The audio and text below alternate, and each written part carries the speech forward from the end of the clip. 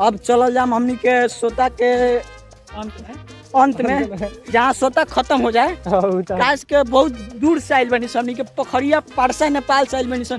भाता मेला बने बहुत अच्छा लागत हमरा। देखो रू गेल वाला सन, देखो रही यार रे आओ सन तोनी के चाची के गोर लागो। बहुत अच्छा लागता गाइस।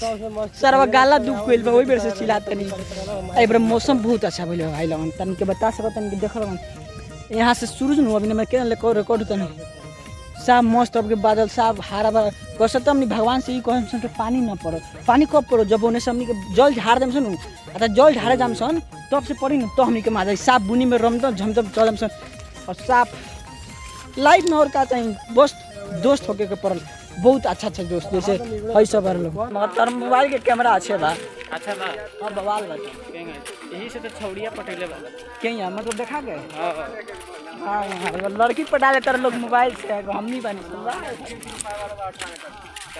हां इस साल तो सबेरा वाली यहां पर आता तो बाबू यहाँ 18 का तो बिहान खेत रोपाई तो कह दिए जाना जोड़ ले के एगो झाड़ नहीं के समझाना मिला। बताओ जाना नहीं के मिला सन। हम यहाँ लोग के काम खोजे ला वो यहाँ से वहाँ तक रोपे जाता थे।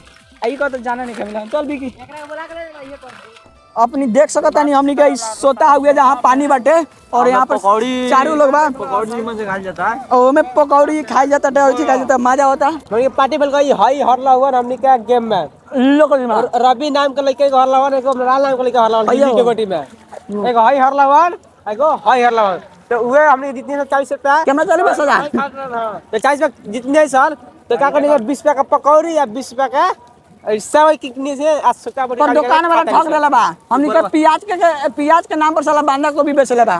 आई अलुआ का चोखा ना पर अलुआ कथई बेचले बा देखा गई उपरवार में हमने दुगला खा दनी जन जा रहे हैं अपने कैंप के पास तो हमारे लौंडे हैं। अब जाम से तो कुछ रोटी खाएम सन रात बिताएम सन फिर मिल 3 बजे तो 3 घंटा नहाएम सन 3 घंटा ओकरा बाद बाबा पर जल झाड़े जाम सन ओकरा बाद आम सन निमन सामान मांगम सब वापस से हमनी खुश कर दे।